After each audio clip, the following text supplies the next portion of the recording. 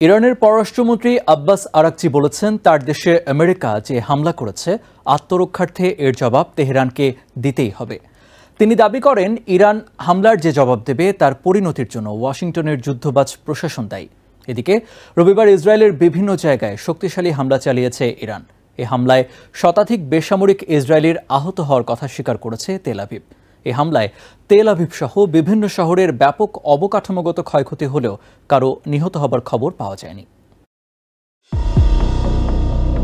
ইসরায়েলের অব্যাহত হামলার মাঝে আমেরিকার সাথে কোনো ধরনের আলোচনায় বসবে না ইরান। তেহরানের এমন অবস্থান ব্যক্ত করার কয়েক ঘন্টার মধ্যেই ইরানের ফর্ডো, নাতাঞ্জ এবং ইস্পাহানে ৩ পরমাণু কেন্দ্রে বিমান হামলা চালিয়েছে আমেরিকা।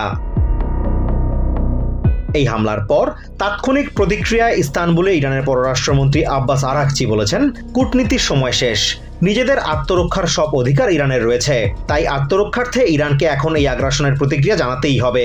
ইস্তানবুলে এক সাংবাদিক সম্মেলনে আরাকচি আরও বলেন, ওয়াশিংটনের যুদ্ধবাজ ও বিশৃঙ্খলা সৃষ্টিকারী প্রশাসন তাদের আগ্রাসী পদক্ষেপের বিপজ্জনক পরিণতি এবং সুদূর প্রসারী প্রভাবের জন্য সম্পূর্ণভাবে দায়ী থাকবে।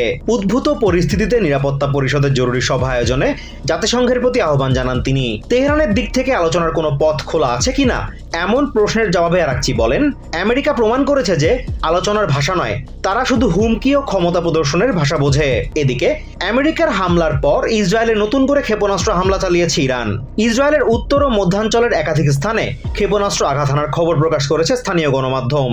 ইসরায়েলের স্বাস্থ্য মন্ত্রণালয় জানিয়েছে, এদিন ইরানের হামলায় শতাধিক বেসামরিক ইসরায়েলি আহত হয়েছে। এসব হামলায় ইসরায়েলের হাইফায় ব্যাপক ক্ষয়ক্ষতি হয়েছে। দেশটির স্বাস্থ্যসেবাদানকারী জাতীয় প্রতিষ্ঠান ম্যাগেন ডেভিড অ্যাডম এমডি এর হাইফা অঞ্চলের পরিচালক ইরেস গোলার জানান, তাদের এলাকায় প্রাণহানির কোনো ঘটনা ঘটেনি। Over here is a rocket attack on Haifa city. Our ambulances and intensive care unit rushed to the scene. We discovered over here 4 minor wounded.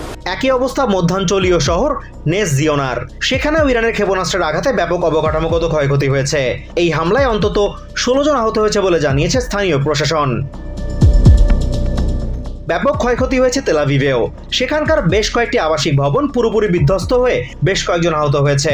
ক্ষতিগ্রস্ত হয়েছে বেশ কিছু যানবাহন, তবে তাৎক্ষণিকভাবে ক্ষয়ক্ষতির পরিমাণ জানা যায়নি। Azimur Rashid Kanak, TVN 24 news desk. New York থেকে সম্প্রচারিত TVN 24 টেলিভিশন বিশ্বজুড়ে বাঙালির কণ্ঠস্বর।